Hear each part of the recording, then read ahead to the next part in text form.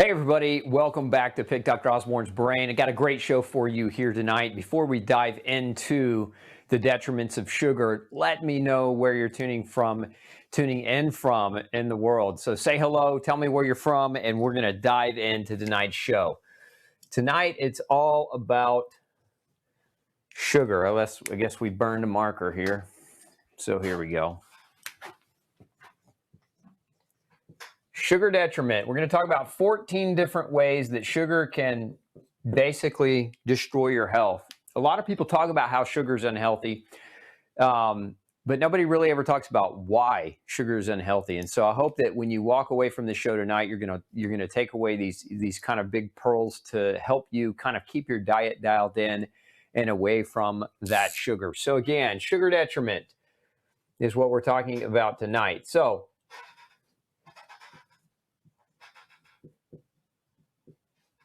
number one on the list is immune suppression. And you've heard people talk about the link between sugar and cancer, and this is one of the issues. But early research done in the 1970s, and a lot of the really great research on sugar, a lot of that was done in the 70s, is actually before Harvard scientists were paid off to talk about how sugar really wasn't bad for you. There was a lot of really great research. And then we had this 2 to 3 decades of kind of diversion onto fat. So what happened is the sugar industry, this is actually recently written about and has been talked about in major media and news, that the sugar industry actually paid off some scientists to kind of distract the world from the health detriments of sugar. But immune suppression, there have been some studies that show that a bolus of sugar. Now, let's define a few things here too, because before we just kind of demonize sugar, let's kind of preface this by talking about what I mean by sugar. This is added sugars. We're not talking about the natural sugars found in things like a piece of fruit or vegetables or the things. These are added sugars. So when you flip over and look at that food label, these are your processed foods that have added sugars, things like sucrose or dextrose or treacle or invert sugar or maltose or the high fructose corn syrup or fructose or maltodextrin. Like, these are some of the names that you might see on a food label that is indicative of added sugars. And again, added sugars is not the same thing as natural sugars that are found naturally in food. So when we talk about the detriment of sugar, we're really focusing in on when food manufacturers process foods and add sugars into them. So like your common examples would be packaged snacks. Even lunch meats have added sugar. Cured meats can have added sugar. Of course, candy is a no-brainer, hopefully, for anybody tuning in tonight. Candy is definitely or should be a no-brainer. But we talk about adding sugar to food to make it taste sweeter. And so one of the side effects to this is immune suppression. Now, immune suppression of the neutrophils, which are types of white blood cells that help defend your body, right? And so some research shows that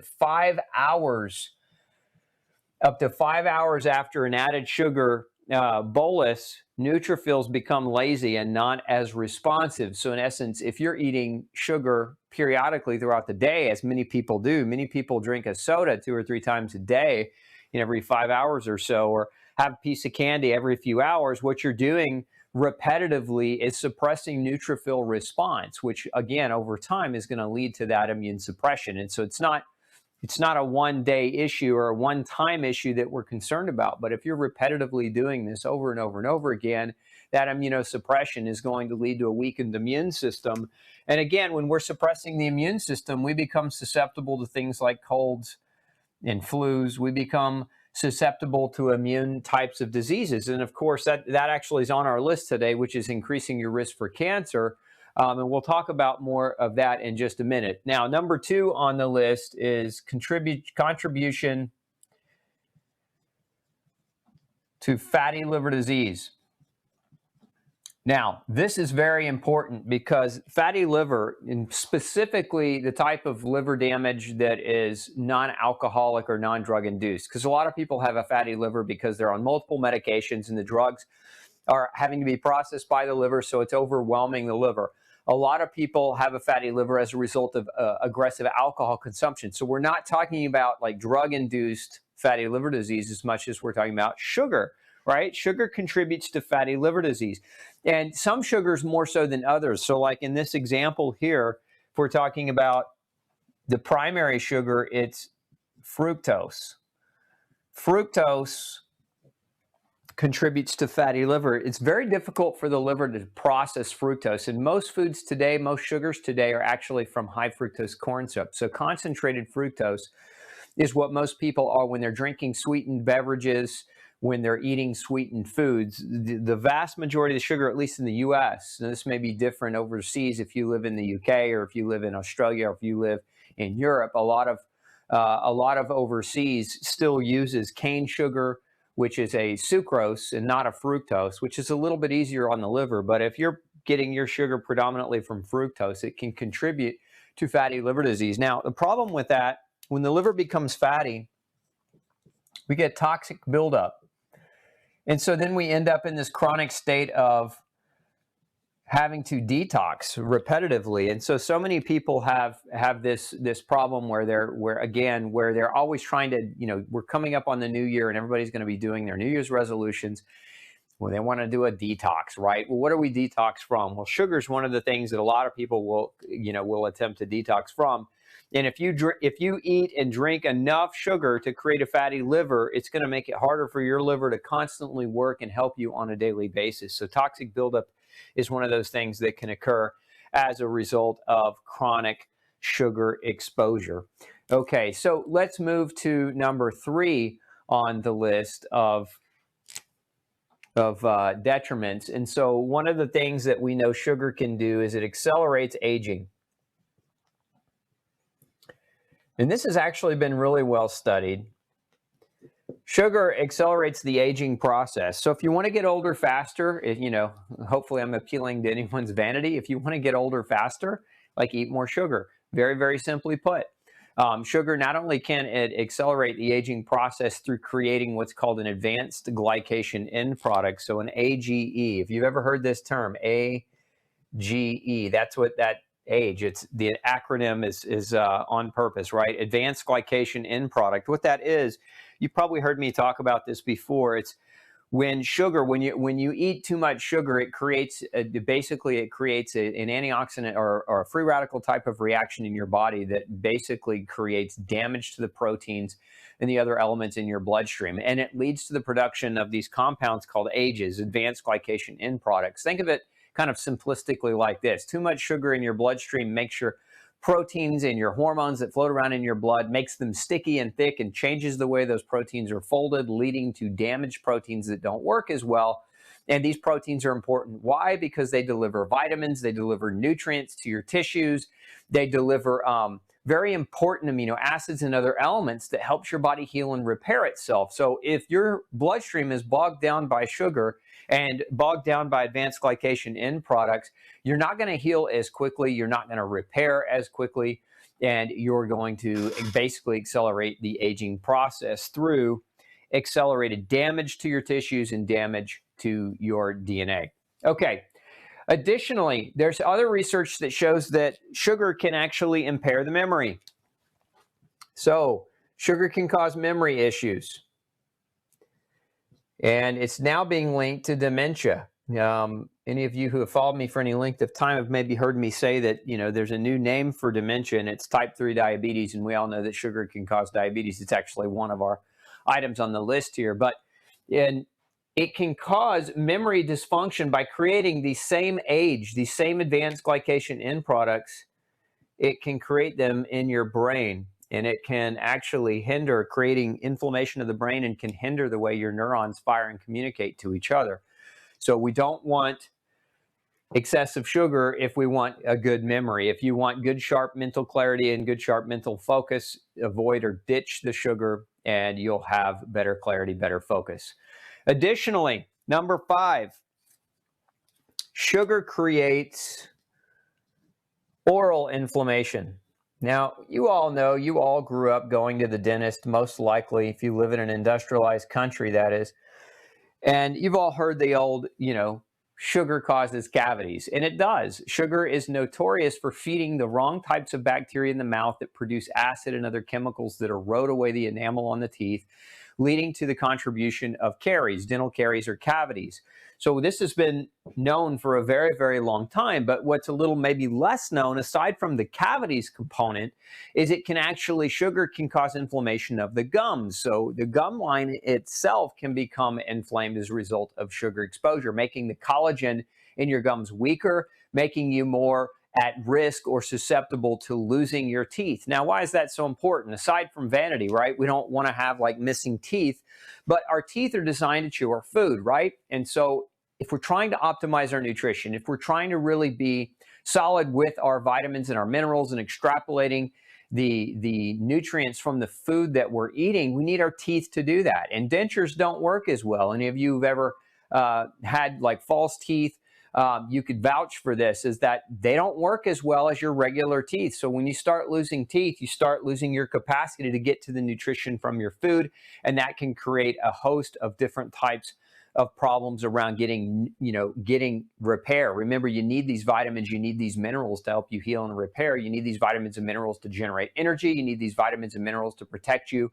from the environment, to boost your immune system, to repair your skin, to heal your gut. Like, vitamins and minerals are the molecular workhorses of the body. So if you destroy your oral health as a result of overconsumption of sugar, you're going to destroy your capacity at getting nutrients from the food that you eat, because you won't be able to chew effectively. And that brings us to number 6, which is it causes vitamin and mineral deficiencies. Vitamin and mineral deficiencies in several different ways. Okay, so number one, it's been shown in a number of research studies that people that have high levels of sugar in their diet, actually, it causes a depletion of minerals and B vitamins. Remember, for every molecule of sugar that you consume, sugar is an empty calorie, okay? And if we're really trying to understand why we shouldn't eat empty calories, you have to understand that for every calorie you consume, your body has to have B vitamins and minerals like chromium and magnesium and zinc and selenium. In order to break those sugar molecules down and to get the energy from them, you need the nutrients. So if you're eating an empty calorie that doesn't contain the nutrients but does contain the calorie, then where does your body get the nutrients to break that calorie down and generate energy from it? From you, right? It gets it from your storage. So it actually steals from you to process the empty calories of sugar, so that you can try to drive some semblance of energy production from that sugar that you just ate. And so if you do this chronically, repetitively, day in, day out, what ends up happening is you become malnourished.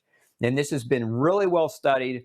There are hundreds of research studies that show that sugar consumption can contribute to vitamin and mineral deficiency or loss, or accelerated excretion or accelerated use. So if you want your nutrition status to be terrible, eat more sugar. Okay. Now, so that's number 6. Let's move on to number 7 on our list. And we talked about immune suppression. Let's put 7 down here. Sugar increases the risk for cancers. There have been a number of major studies, especially here recently. There's more light that's been being shown on this area in research. And so there are a number of different types of cancers that we know sugar can increase your risk for. So again, look at the number. It's arguably the number 1 or number 2 cause of death, at least in the United States, is cancer, right? We get about 1 million people every year that die from cancer, that don't need to die from cancer. Yet, I was a couple of years ago, I was at one of these fun runs. It was a breast cancer awareness run. And so what they were selling at the event was appalling to me. There was actually this little stand where they were trying to raise money for cancer awareness. And what were they selling? They were selling Coca-Cola, and they were selling donuts. So like, here everybody's trying to come together to raise awareness for cancer. And the thing that they're feeding the people at this event and selling to these people at this event are both loaded with sugar, both known to contribute, Coke and donuts, to contribute to the increased risk for cancer. So very, very bad idea. We don't, obviously, we know that sugar feeds cancer cells, but we also know now that, sugar suppresses neutrophils, suppresses immune function, and can lead to cancer becoming more stronger or having the capacity to grow and basically put you at jeopardy or put you at risk. So if you don't want cancer, avoid sugar. Okay, type 2 diabetes. Now, it's called sugar diabetes for a reason, right? And this should not be like a news flash for any of you, but sugar causes diabetes, and we're talking about type 2. So any of you that with insulin dependent, just calm down. Don't go crazy on me. Type 2 diabetes is a known factor, sugar is a known causative agent. It's causative, meaning that, we've talked about diabetes in the past. This is a disease of choice. Type 2 diabetes is 100% a disease of choice. You have the choice to not have it, and if you do have it, you have the choice to put it in remission, but you have to change your diet. It's whether or not you're going to be willing to choose to change what you eat. But sugar creates type 2 diabetes, and there's no doubt about it. The research on this is very, very clear. Additionally, we know that sugar increases the risk for heart disease. For cardiovascular disease, we'll just include not just the heart, but also the blood vessels. So cardiovascular disease, it definitely increases the risk for developing cardiovascular disease in part. And some of these have overlap because when you eat sugar, it creates advanced glycation end products that create inflammatory processes in your blood vessels, including your heart. And it's, remember, I've talked about this before, when you have a blood vessel, okay, blood's flowing this way, and you get damage to the lining of the blood vessel, to that endothelial lining of the blood vessel. Let me make that a tube. Okay. What happens? This is inflammation, right? Well, what causes the inflammation? Doctors always talk about your disease is inflammation caused. What causes the inflammation? Well, we know these advanced glycation end products can contribute to an inflammatory process leading to that vascular endothelial lining damage, increasing the risk for the development of heart disease, but also of plaque formation, atherosclerotic plaque formation. So make no bones about it. This is being studied. We also know sugar, on a side note, increased sugar, and we're talking about added sugars here, increased risk of high blood pressure. So, technically high blood pressure or hypertension is different than cardiovascular disease. Hypertension is actually one of the risk factors for cardiovascular disease, right? So if sugar can elevate your blood pressure, obviously it's going to increase your risk for cardiovascular disease. Sugar can also increase your triglycerides. And so these are good markers to, you should be monitoring your blood pressure. You should be monitoring your triglycerides at least on an annual basis with your doc.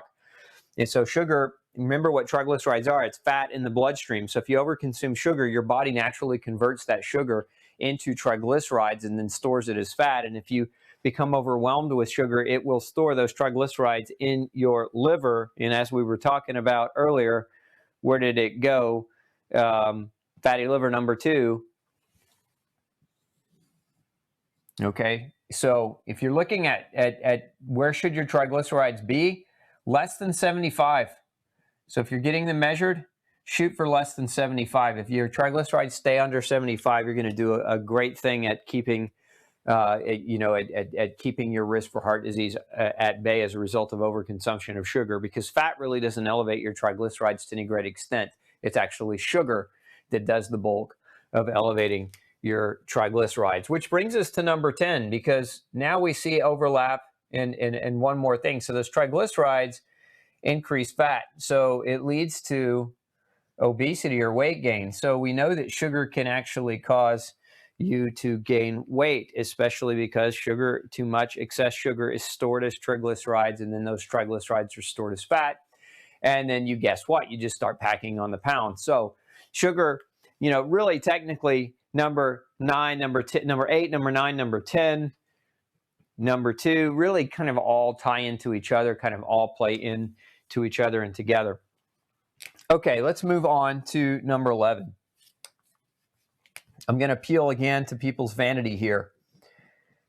How many of you, let's just poll the audience here. How many of you have ever been to the dermatologist and acne was part of the reason why you were there? Raise your hand if you have. Just type in acne. And you were told that acne and diet were not related. So if you were told that, just type in acne diet so that I know how many of you out there have had this problem.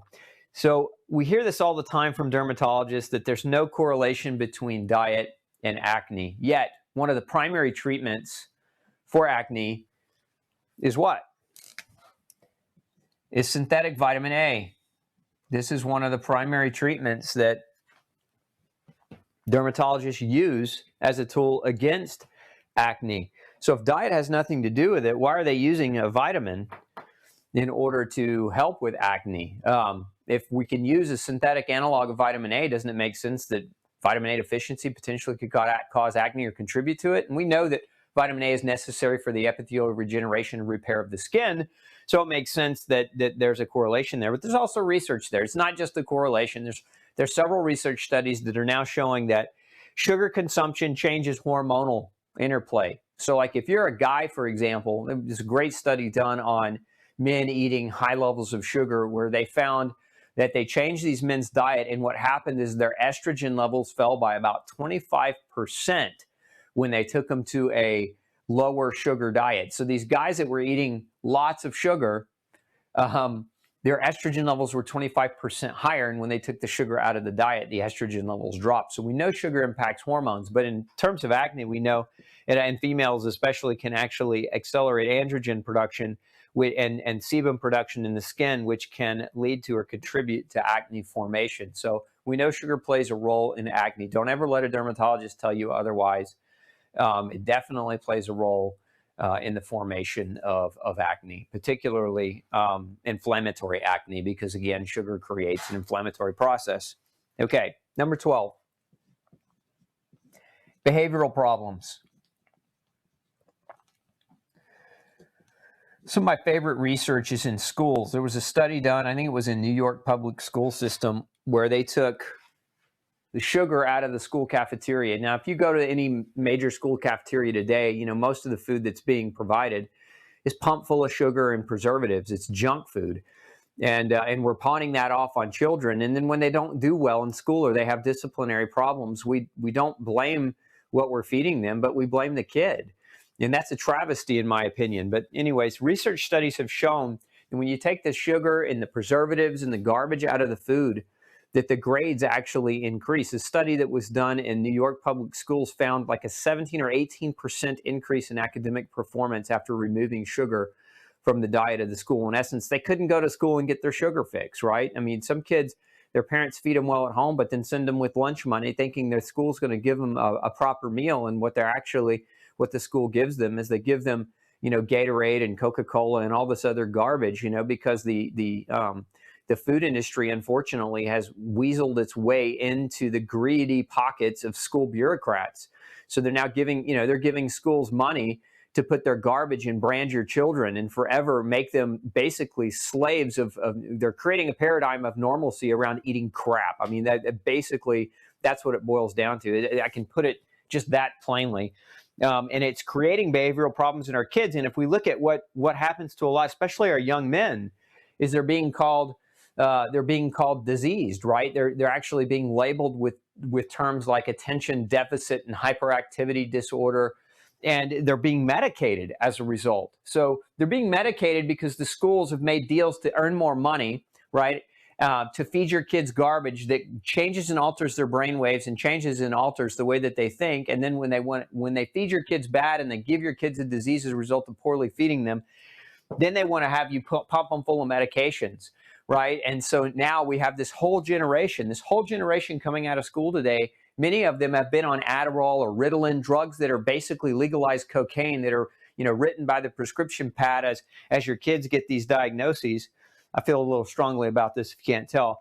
And then, you know, now they have addiction problems with stimulants because Ritalin, like I said, it's a legalized form of cocaine, basically. I mean, it's not technically cocaine, but it hits the same receptors in the brain and creates the same types of response. So now these kids have been forced to take a drug to behave in school, you know, for the last 15 years or 20 years. And then they get out in the real world and they don't want to do stimulants anymore. And they have a hell of a time coming back from that and functioning. So you got to keep in mind that sugar creates behavioral problems. And one of the best things that you can do for your kids is take the sugar out of their diet. And, you know, if they're going off to school, I don't personally trust the schools to feed my kids. So when my kids were younger and coming up through, I never sent them to eat school lunches. I always sent them with lunch, sent them with real food so that I knew they were being properly taken care of. My point is, don't trust your schools to feed your kids, because your schools have legalized using ketchup as a vegetable. Like, that's what the schools do. I mean, ketchup is legally considered a vegetable according to the bureaucrats in the school system. They use that so that they can show that your kids are getting a certain amount of fruits and vegetables a day, ketchup included, which, again, that's preposterous. It's a travesty. So, behavioral problems, big time issues there. Now, number 13 on the list is candidiasis. If you've ever heard me talk about yeast before, or yeast overgrowth, that's what candidiasis is. It's a yeast overgrowth. There's a species of yeast that are, it inhabits most people. It's Candida albicans. You probably heard of it before. But candidiasis is when you eat too much sugar, you overfeed the Candida albicans that most people are going to have naturally. But when you overeat sugar, you basically provide a fuel substrate for Candida to grow in excess. And so it creates a scenario where Candida actually becomes problematic. It grows out of control. Remember, Candida does a few different things. Number one, it takes the vitamins, and it lives in your GI tract, and it steals the vitamins from the food that you eat to feed itself. So it actually works in a sense like a parasite. So it robs the vitamins and minerals from you. Now, this kind of ties back into what we were talking about earlier when we were saying that vitamin and mineral deficiencies were caused as a result of sugar consumption. This is another mechanism by which that can actually happen. So sugar feeds Candida. Candida overgrowth robs nutrients from you. But Candida overgrowth also, the more you feed it, remember what Candida does. It ferments sugars. So when you eat that, it produces alcohol. So there's actually a condition called auto-brewery syndrome, where you eat so much sugar, you have such a severe candidiasis that you're basically making wine every day. And so it's like creating your own wine factory within your gut. Now, remember, a byproduct of alcohol is also acetaldehyde, which damages the brain, slows down your cognitive function, damages the liver. So you can see a lot of the overlap between what we're talking about tonight in terms of eating sugar. And so one of the biggest factors involved in that, in my opinion, is creating a scenario of massive candidiasis. Okay, number 14 on the list, 14 and final, but not the final. We could go on for a lot longer, but I decided to stop at 14, is fertility issues. Now, unexplainable fertility. I mean, we have epidemic rates of infertility occurring both in men and in women. And so some of the things that we know sugar can do. For females, sugar can contribute to a condition known as PCOS. PCOS, polycystic ovarian syndrome. And that has to do, PCOS is basically, it's diabetes of the ovaries. And so we already talked about number 8 here, diabetes being as a consequence of sugar production. So sugar production that sugar feeding that manifests as a PCOS can contribute to a major fertility or infertility issue. So you got to keep that in mind, that for women, this is one of the mechanisms. But additionally, even for men, I said earlier that sugar consumption versus lowered sugar consumption altered estrogen by 25%. Now think about that, men. What does that do to your testosterone? What does that do to your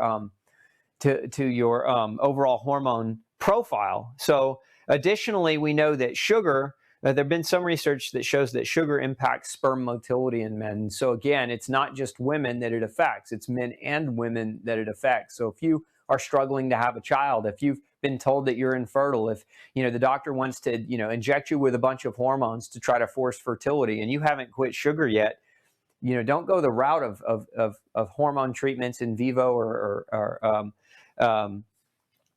or artificial insemination or any of those other processes unless you've done your own homework and done your own diligence. Because if you can't get pregnant, it's because you're not healthy most of the time, unless you have like a physical manifestation where your ovary is got a, when I say a physical manifestation, I mean, there's some women that only have one ovary. There's some that have short or small fallopian tubes. There are some that have a physical problem with the anatomical structure, and so it's harder for them to get pregnant. But if you're not capable of getting pregnant and you're eating sugar and you're eating it as if it's normal and okay and just fine, that's one of the first things that you should do. if you've got that diagnosis of infertility, especially of unknown origin. Okay, so those are the 14 that I want to talk about. And again, I want to emphasize that this is added sugars. Now, we talk about food, and you've heard me talk a lot about food. I want to just put up on the screen the definition of food for you and just let you read that for a minute and just chew on that. So food is supposed to be something that we consume, right, that provides the nutrients that we need.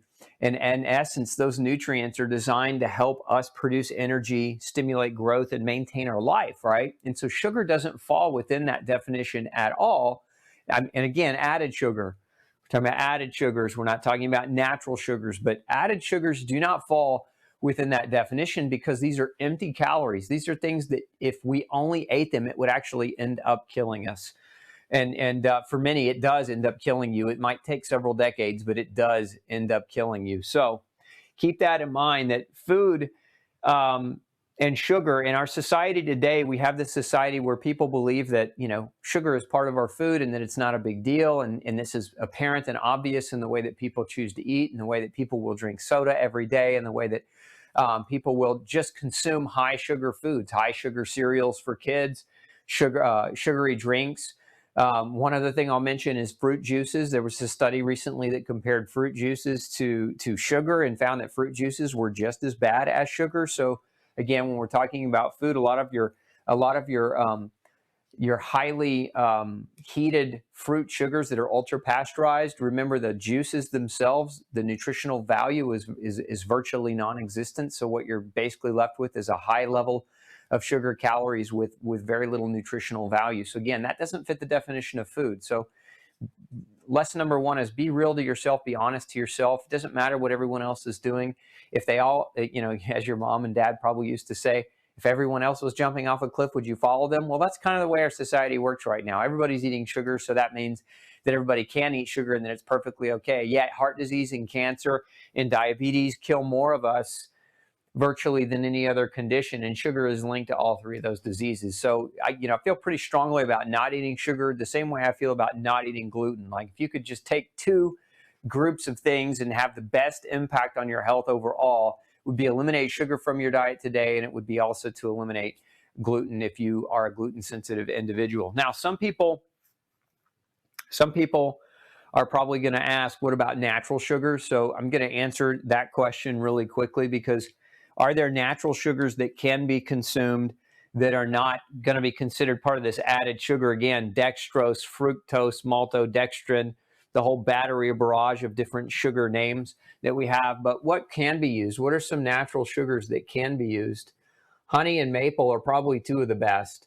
Now, a caveat on both of these, that doesn't mean eat all the honey you want and slather all your food in maple or maple syrup. It just means if you're going to use something natural to sweeten, if you're going to have something sweet, use something natural that has real food value and real nutritional value to it and is not just an empty calorie. But it still doesn't mean that these things should be primary staple foods in your diet where you're just changing out your sugar for honey or changing out your sugar for maple. Like that's not something that you should do either. But when you're producing in the kitchen, when you're making food that you want to create that has a sweet flavor for your family, it's holiday season, right? Then you should feel comfortable and confident that you could use these things and you wouldn't be providing a source of empty calories that would basically provide these 14 detriments to your family. Okay, let's open it up for some questions. What about fake sugars? Let's see. Is monk fruit a healthy substitute? Okay, we got a lot of questions coming in. So, can high levels of testosterone also cause acne? Yes, it can, and that's one of the detrimental side effects for excessive sugar consumption. When I say androgen, I said androgen earlier, but testosterone is a type of androgen. It's a growth hormone, right? It's a growth stimulatory hormone that can be elevated by excessive sugar consumption. So yes, it can be. It can definitely be a cause. Okay, let's see. Is monk fruit a healthy substitute? Yeah, you could put monk fruit on the list, but my advice is it hasn't been around super long, right? Some people would also put stevia on this list, but if you've got gut problems, stevia might not be the best solution for you. Honey might not either, because honey is very high in fructose, and a lot of people with gut problems like SIBO don't do well with honey and do better with maple. But again, all of these are really somewhat options. I would say that the monk fruit would be the least of the four, in essence, the bottom of the list. Now, some people might also use sugar alcohols like xylitol, and you got to be careful with these if you're trying to follow the no grain, no pain diet. Some of them are corn derivative. Now, xylitol derived from a birchwood is perfectly acceptable, but again, is it healthier, let's say, than something like a honey or maple? Not in my opinion. No, it's not. So again, these are all acceptable, but none of these things, in my opinion, should you have in your diet as a staple food. Now, another question coming in is about molasses. Has all the nutrients taken out of sugarcane? Molasses is like the dark substance left over from sugar processing. So they when they boil the sugar, they take out the clear element, and that's what goes into making crystallized sugar. And everything that's left is the molasses. So you could use molasses, as another alternative sugar that is not going to be a completely empty calorie. But again, what I've said a moment ago stands. Don't make it a staple food in your diet if you're using it on occasion. Agave is another one. Somebody's asking about agave as a form. Agave, highly processed. It's probably not one that I recommend aggressively either. I mean, you could use it, but high in fructose, not necessarily one I would recommend. So I kind of will put a down or arrow next to that agave. Do the sugar substitutes cause similar issues besides all their other bad attributes? Depends on which one. So like your sugar substitutes, if we're talking about like aspartame and NutraSweet and saccharin, I don't recommend any of those because some of them are linked to cancer, some of them are linked to neurological problems. All of them are pretty much linked to weight gain and blood sugar and insulin problems. They still create the blood sugar spiking, even though they're considered to be non-calorie sweeteners.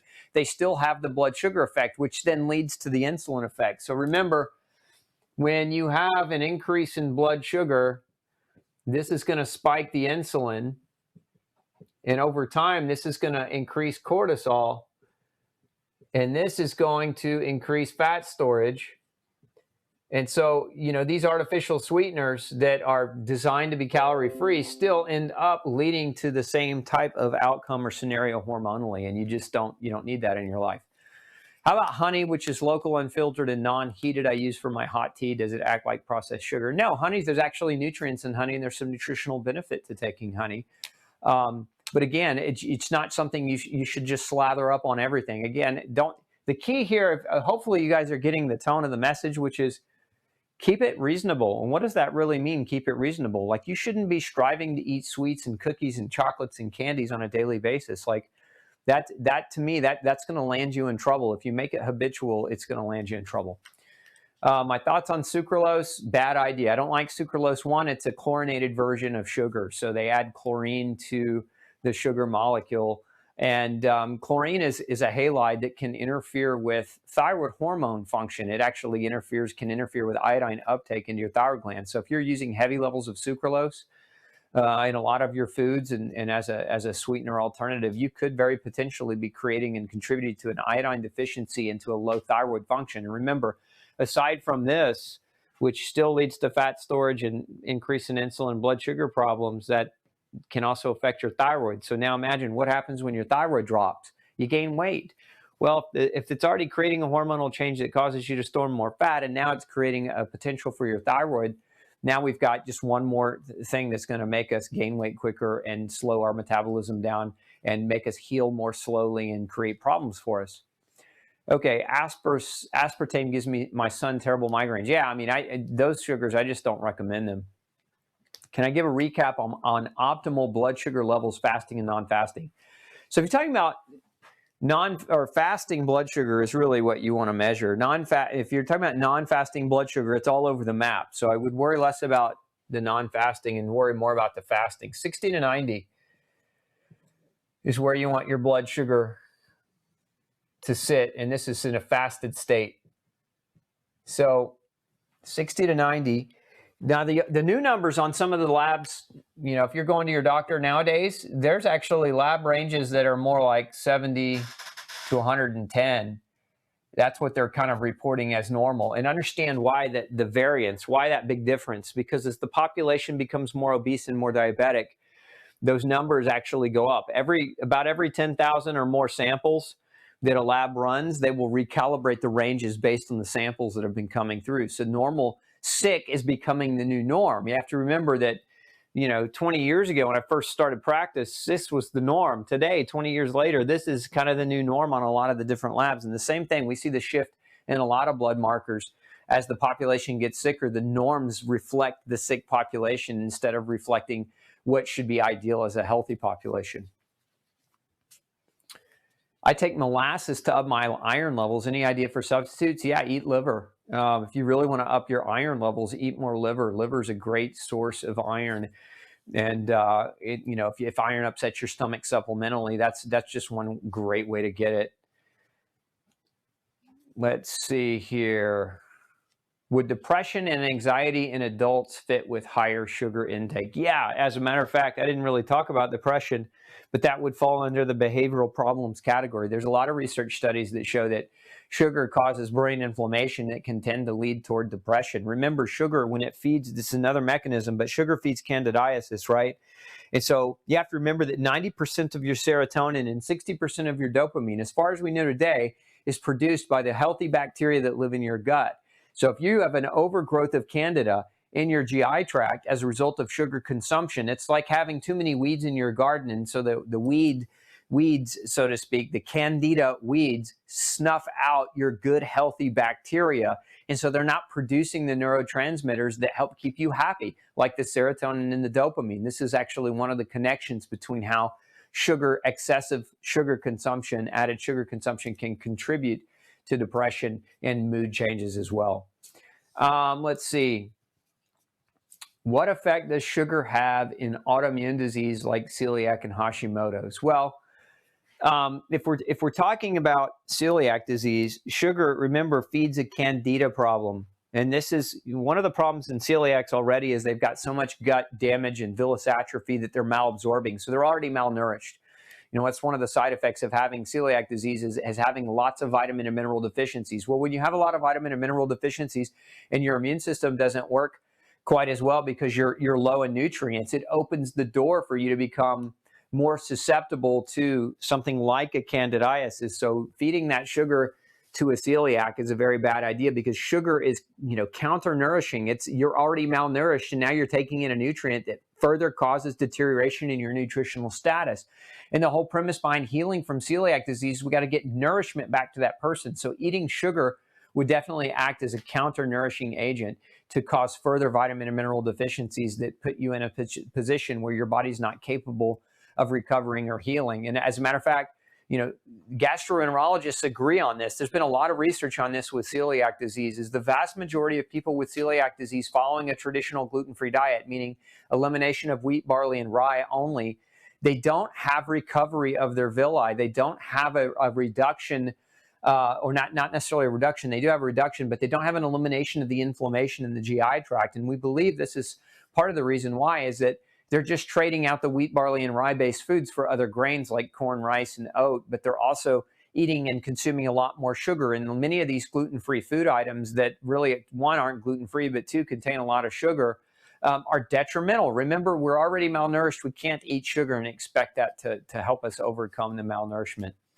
Okay, looks like a lot of you are asking about how, like that idea form says sugar equals rust. Yeah, I agree. It does. It equals rust, but really even more. It's like pouring honey all over the floor and then in your house, right? And just imagine if the entire floor in your house was coated with honey and then you were walking around and then walked on your carpet and walked on your flooring and then got in your bed and then walked outside and tracked in all the dirt and the honey just grabbed on all the dirt. And over time, it would just be a complete nightmarish mess. How to get rid of a blood clot that my husband has been taking blood thinners for over a year. Well, Stacy, the first thing is first, have him quit eating sugar. I mean, I'm not gonna talk about blood clots tonight in so much great detail, but have him quit eating sugar. Have him quit eating things that we know cause inflammation, because blood clotting itself, excessive or aggressive blood clotting, occurs when the platelets are too sticky and too clumpy. Okay, and sugar can do that. But so can the side effects of toxic levels of sugar. Okay, so sugar, for example, causes magnesium deficiency, and magnesium is necessary to thin the blood. Sugar can also contribute to omega-3 fatty acid deficiency, which is also necessary to thin the blood. So if you're trying to help your husband who's had a clot, and you're trying to make sure that that his blood is healthier as he moves into his future, then make sure first and foremost that he's not eating foods that are inflammatory like sugar. You might also look at having him tested for gluten sensitivity, and or begin with a process like no grain, no pain. If you just kind of want a blueprint of what he might be able to follow, that it'll have a lot of profound effects on him nutritionally. Follow phase 1 and phase 2 diet and no grain, no pain. Buy him the book for Christmas and start it with him and start your new year off right. Let's see. Fatima says it's best to eat 1 time a day at home without sugar drinks, snacks, just water and nuts. What are we supposed to eat with sugar with such high toxicity everywhere? I'm not quite sure I understand the bulk of that question. It's not. So first of all, it's not best to eat 1 time a day, not for everyone. Now, some people do better eating 1 meal a day, and that's perfectly fine. There's nothing wrong with that if your blood sugar can tolerate that and you're not, hypoglycemic. But what are we supposed to eat with such high toxicity everywhere? You eat real food, and that's the premise that you always start with. You always start with the premise of just eating real food, because if you start from the premise of eating processed food, there is no hope. You're basically going to be victimized as a result of eating food that counter-nourishes you slowly over time. In my opinion, sugar is one of the worst poisons because it's a slow poison.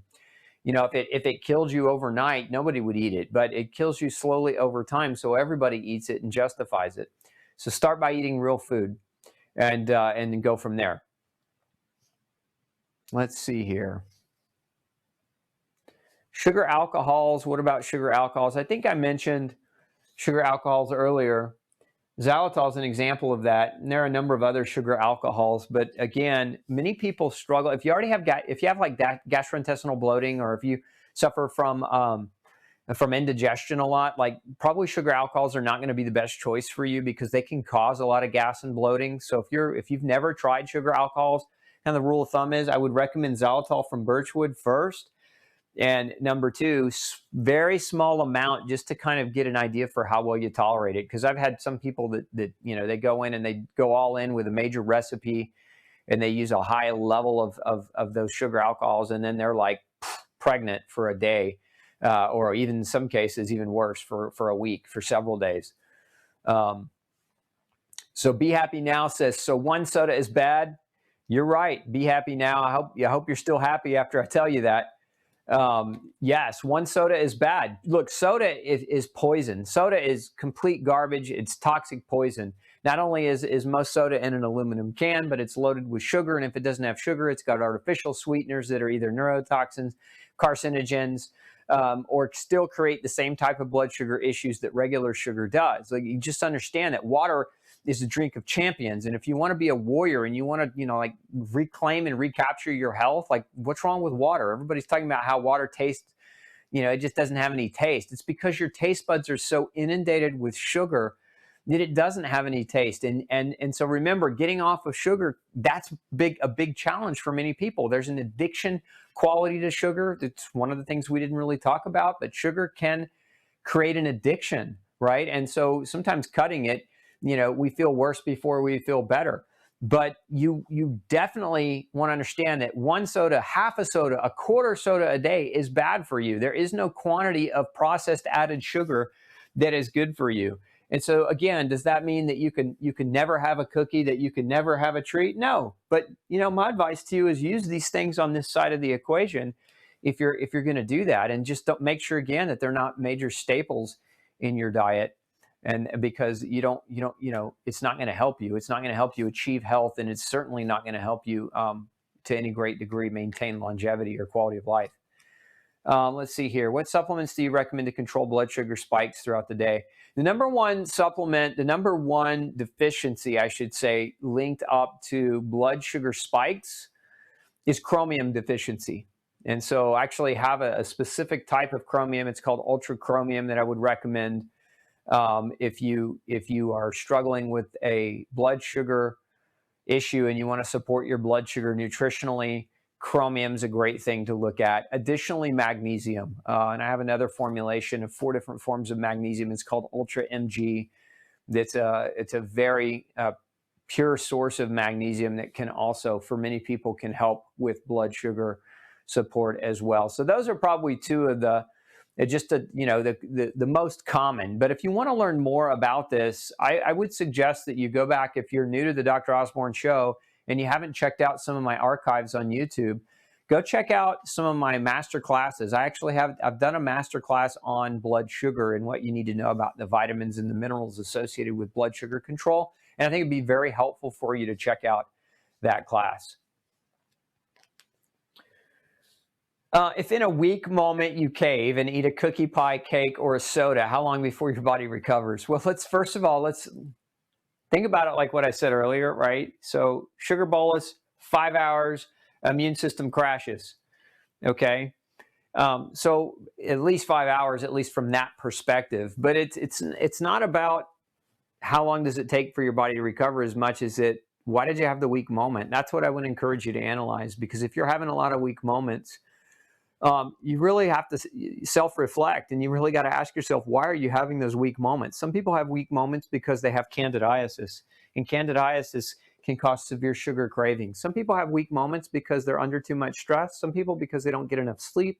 Some people because they have a chromium deficiency or a magnesium deficiency. So if you find yourself having a lot of weak moments and kind of periodically going back to sugar, like as a crutch, in those weak moments, like start asking deeper questions, because otherwise you're just going to recreate the same cyclic pattern of having weak moments repetitively, wondering how long it's going to take for that weak moment to wear off. And I can speak from experience in this. Look, we all have eaten sugar in our life. We've all eaten probably way more sugar than we should have. But at this day and age, I don't consume it. And one of the reasons why I don't consume it is because I had enough weak moments that I analyzed it enough in the past to say, okay, why was I having these weak moments? And I made behavioral changes that set me up for success in the long run. And that's what I would encourage you to do, because that's where the health is going to be. What do I think of berberine supplements? A lot of people are taking berberine to regulate blood sugar because it does have some blood sugar regulatory effects. I actually have a formulation of berberine. That being said, I don't recommend that everybody take berberine to control their bad habits. Remember, when you take a plant-based medicinal supplement to correct a problem that could otherwise be corrected by your behavior or your choice, then what we call that is green medicine. You're using, nature's medicine toolbox to correct your bad behavior. And what you should be thinking about is not correcting your bad behavior, or rather correcting your bad behavior and not supplementing your bad behavior away. Like, behavior should come first. And then if your blood sugar is still out of control, then you can add to that something like a berberine to have a compounded effect. But you should also be thinking about adding exercise. I mean, one of the best ways to regulate blood sugar is to build muscle. And so many people avoid exercise like it's the plague. They run to sugar like it's the best thing, and then they avoid exercise like the plague. So it creates like this double dichotomy effect of a negative scenario that makes it really hard to overcome. Okay, does psyllium husk help with blood sugar control? It does in this sense. Remember that fiber doesn't really lower blood sugar. So remember I said earlier, it's the added sugar that's the problem. And one of the reasons why plant-based foods that contain sugar, like your fruits and vegetables, one of the things in those is fiber, right? And so what that fiber does is it slows down the digestive time, so it reduces blood sugar spiking, right? And one of the detrimental effects of too much sugar is the spike that we might get, that spike in blood sugar, that elevation. And so what fiber does is it slows down the digestion and the absorption of that glucose from the food that you eat so that it doesn't create that spike. Now, I know what many of you engineer minds are thinking. You're thinking, I'm just going to drink a glass of fiber and then pound a candy bar. Like, that doesn't work the same. You're not going to get the same effect just by trying to add sugar and fiber together. So it's the fiber in the natural plants and the natural foods that contain natural sugars that make it work. And so again, it's not the fiber. So don't necessarily, I mean, you can use fiber, but don't think that fiber is going to somehow lower your blood sugar if your diet's poor. Let's see, water is not pure because of fluoride. What is the best water purifier? my favorite, Fatima, on that is if you go over to my website, my foundation website, glutenfreesociety.org, and go to the shop, and there's a category under the shop called lifestyle. And so there are a number of different companies that I recommend, depending on what kind of water filtration that you're looking for, but you can check those companies out there. The best time to exercise, morning or night? No, neither. It's the best time to exercise is when are you going to exercise? The best time to exercise is when you can put it together consistently. There's not a best time. I personally know myself, I exercise in the morning, because if I don't do it in the morning, I'm not going to do it at night. So the best time for me to exercise is in the morning.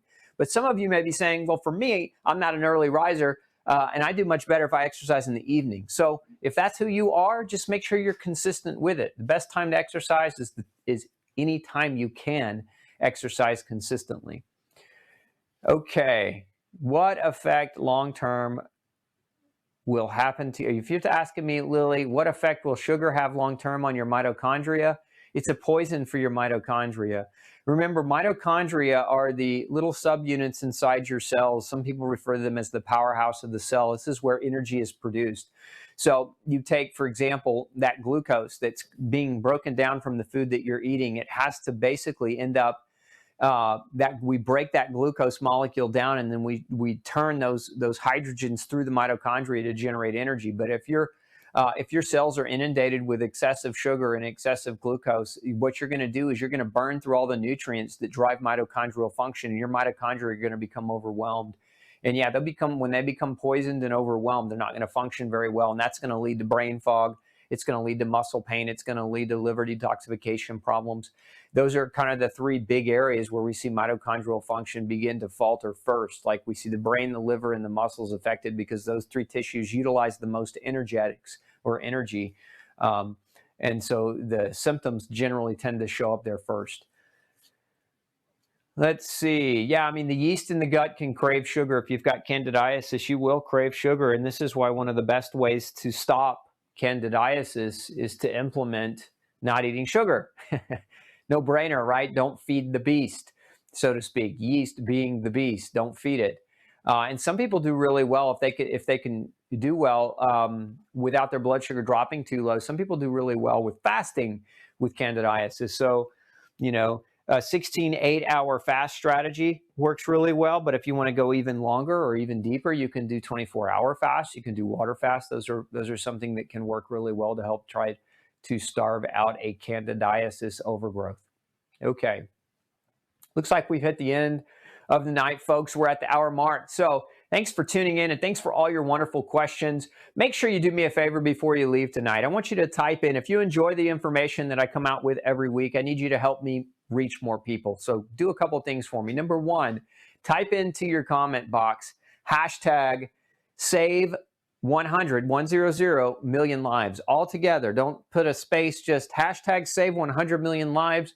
This is how we're reaching more people. If you could type that in for me, it's greatly appreciated. Number two, if you don't already, subscribe to our feed. By subscribing, you will get access to additional information, to additional videos. You'll also get updates when we take a new video live. I do about 7 live videos a week for you and for your education, so that you can improve your health and your wellness.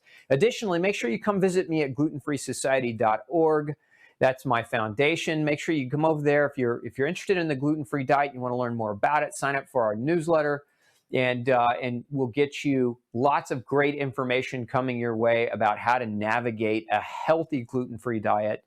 This is Dr. Osborne wishing you an excellent week. We'll see you next Monday, same time, 6 p.m. Texas time, for another episode of Pick Dr. Osborne's Brain. Have a great night.